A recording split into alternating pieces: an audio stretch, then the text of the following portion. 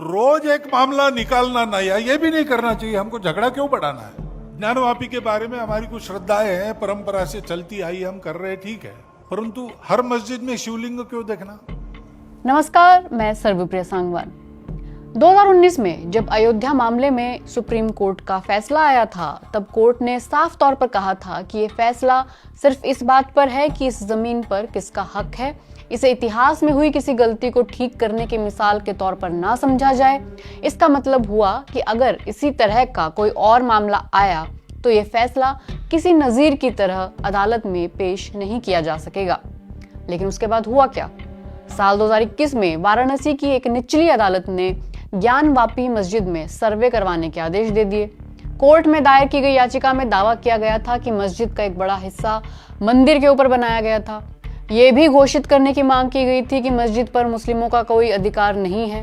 Bharatiya Janata party परंपरागत तौर पर अयोध्या के साथ हमेशा काशी और मथुरा की बात करती रही है, लेकिन साल 2022 में राष्ट्रीय स्वयंसेवक संघ के प्रमुख मोहन भागवत ने काशी के ज्ञानवापी के मुद्दे पर कहा कि हर मस्जिद में शिवलिंग ढूंढने की जरूरत नहीं है, रोज एक नया मामला निकालना ठीक नहीं है, झगड़ा क्यों बढ़ाना है। लेकिन झगड़ा तो बढ़ गया है। संभल की जामा मस्जिद को लेकर भी यही दावा किया जाने लगा कि वहां पहले मंदिर था और संभल की एक निचली अदालत ने वहां भी सर्वे के आदेश दे दिए। वहां जो हुआ वो सबके सामने है। देश भर में मंदिर, मस्जिद या अयोध्या जैसे विवाद ना खड़े हों, इसके लिए एक कानून बनाया गया था जो अब भी मौजूद है, प्लेस ऑफ वर्शिप एक्ट 1991, उपासना स्थल कानून। लेकिन क्या ये कानून काम कर रहा है? आज स्पॉटलाइट इसी पर। प्लेस ऑफ वर्शिप एक्ट बना था जब साल 1991 में देश भर में अयोध्या में मंदिर बनाने के लिए कार सेवकों का आंदोलन चल रहा था। उससे एक साल पहले साल 1990 में बीजेपी के नेता लाल कृष्ण आडवाणी देश भर में रथ यात्रा लेकर निकले थे। बिहार में उनकी गिरफ्तारी हुई थी। उसी साल कार सेवकों पर गोलियां चली। पूरे देश में और खास तौर पर उत्तर प्रदेश में सांप्रदायिक तनाव उबाल पर था। बल्कि ये डर था कि बार बार इस तरह के उठते विवादों से देश में सांप्रदायिक तनाव बनता रहेगा। उन परिस्थितियों को देखते हुए ये कानून लाया गया था। उस वक्त केंद्र में नरसिम्हा राव की सरकार थी। ये कानून कहता है कि भारत में 15 अगस्त 1947 को जो धार्मिक स्थान जिस स्वरूप में था वो उसी स्वरूप में रहेगा, उसमें कोई बदलाव नहीं किया जा सकेगा। लेकिन उस कानून में ये भी कहा गया था कि ये अयोध्या मामले पर लागू नहीं होगा, क्योंकि अयोध्या का मामला काफी समय से अदालत में जारी है।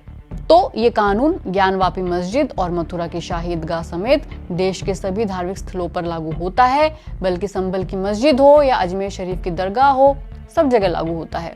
उपासना स्थल कानून की वैधता को सुप्रीम कोर्ट में बीजेपी से जुड़े एक वकील ने चुनौती भी दी थी, लेकिन अभी अदालत का फैसला आना बाकी है।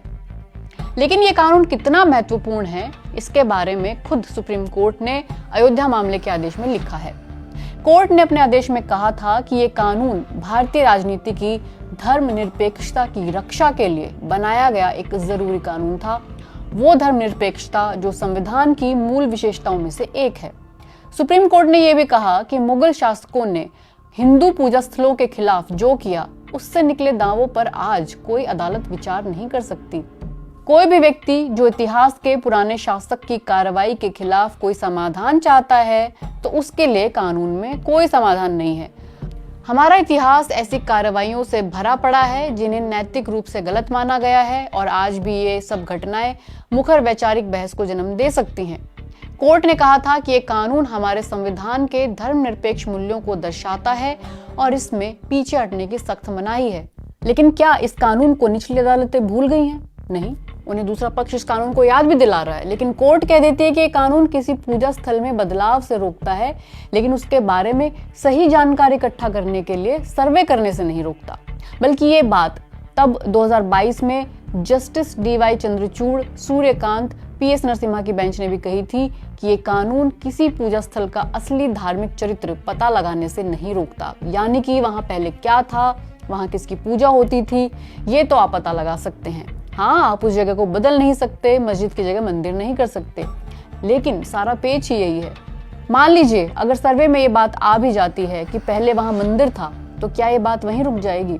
उसके बाद बात तो वही होगी कि हक किसका है। और हक हिंदू पक्ष का अगर साबित होता है तो क्या स्वरूप को बदलने की कोशिश नहीं होगी? इसलिए किसी जगह के धार्मिक चरित्र के पता लगाने और फिर उसे इस कानून से अलग होकर देखना कैसे संभव है, और वो भी तब जब अयोध्या केस की मिसाल सबके सामने है।